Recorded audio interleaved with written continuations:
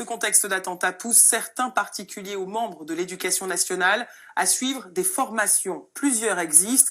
Elles durent entre 1 et 2 jours et sont proposées par des associations ou tout simplement par les forces de l'ordre. Le reportage de Louise Malnois, Jean-Vincent Moulinier et Marie Meyer.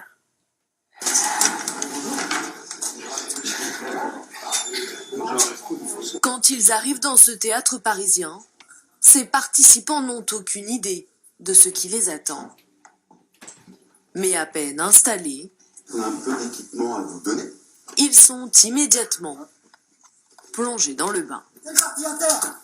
Une grenade vient d'être jetée au sol, puis un coup de feu retentit. Un blessé titube. Certains tentent de le secourir. C'est le premier exercice d'une formation pas comme les autres. Ça va. Ok, on peut s'installer, vous pouvez enlever les masques. Ce matin, Virgile et une vingtaine d'autres personnes participent à un stage de préparation aux situations de crise et aux attentats. Comment vous allez, ça va? Vous respirez, vous avez l'air d'être considéré, ouais. Face à eux, Vincent, criminologue, Jonathan, préparateur mental, et Mohamed, infirmier. Ils sont là pour les aider à mieux réagir. Quelqu'un vous dit à terre. C'est bizarre de se mettre à terre avec une grenade. Mais quelque part, c'est aussi amusant de regarder, tiens, le cerveau, à ce moment-là, parce qu'il prend un message et il fait sans forcément réfléchir. L'idée, ça va être de ramener de la réflexion là-dedans. De ne plus faire les choses sans réfléchir, mais de faire les choses par analyse, avec garder la tête froide. Et pour se protéger, il faut déjà connaître ce qui peut vous blesser. Typiquement, par rapport à la grenade, vous avez en général 2-3 secondes, une fois qu'elle a été débloquée, c'est un peu le truc technique.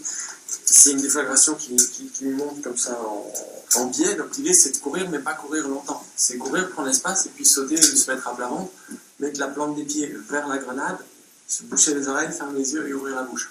Parce que l'onde de choc, si vous avez la bouche fermée, peut causer des lésions internes. Cela fait 6 mois que ces stages sont organisés ici, dans ce théâtre du 18e arrondissement de Paris. Virgile, comédien, a choisi d'y participer avec 5 amis. Ils ont chacun déboursé 120 €. C'est dommage. Non, j'étais surprise.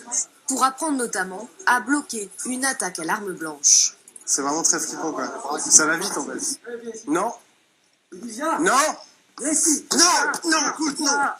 Savoir éviter les coups ou les donner pour se défendre, cela fait aussi partie de la formation.